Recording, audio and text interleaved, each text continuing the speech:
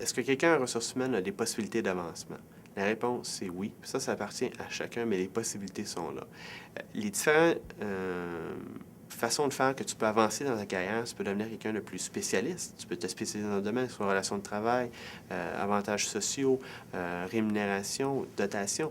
Mais aussi, tu peux aussi te développer en tant que généraliste. Tu peux te développer aussi dans une autre organisation. Tu peux travailler dans une organisation qui est plus, qui est communautaire. Tu peux travailler dans une organisation qui est plus tournée vers l'international. Tu peux voyager. Tu peux trouver des postes en tant que spécialiste des ressources humaines. Il y a des possibilités d'aller travailler en région. Il y a des possibilités d'aller travailler à l'étranger. Puis c'est toutes ces possibilités-là qui font en sorte que si tu veux, tu peux. Puis l'avenir est prometteur.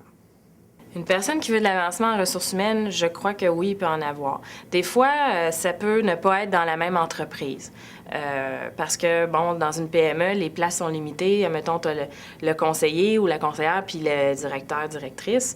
Fait que si tu veux avancer en haut de l'échelle, bien, il faut que tu prennes la place de l'autre.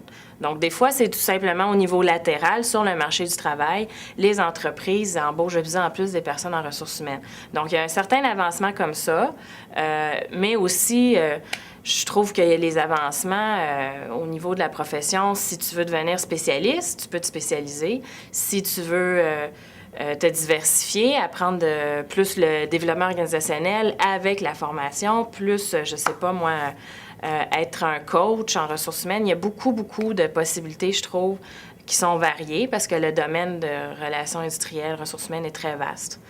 Puis, on peut aussi annexer une autre formation aux ressources humaines, comme aller chercher un certificat en santé et sécurité au travail. On peut aller, il y en a beaucoup qui font les MBA, ou tu sais, ça donne une autre vision, je trouve, aux ressources humaines.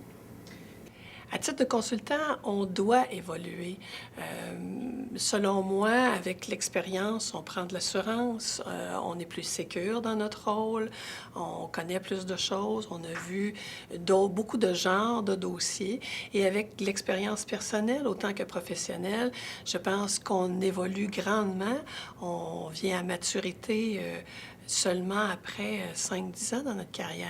Alors, non seulement est-ce qu'on peut évoluer, mais à mon avis, on doit évoluer. On peut avancer effectivement en étant en ressources humaines. Non seulement à l'intérieur des ressources humaines, il y a plusieurs progressions qui sont possibles pour quelqu'un qui débute une carrière en ressources humaines, mais les ressources humaines aussi amènent à d'autres choses. Il faut voir que quelqu'un qui entre ou qui commence en ressources humaines, qui peut faire 10, 15, 20 ans, il n'est pas limité à faire que des ressources humaines au sein de l'organisation. Dans l'entreprise où je travaille actuellement, un des vice-présidents qui vient de nommer au niveau des opérations, c'est l'ancien directeur des ressources humaines. Donc, c'est pour vous montrer que ça peut être possible de faire une carrière. C'est quelqu'un qui a fait 15 ans en ressources humaines, puis à un moment donné, il y a une opportunité de gestion dans les opérations de l'entreprise, et là, ça l'a amené vers d'autres choses.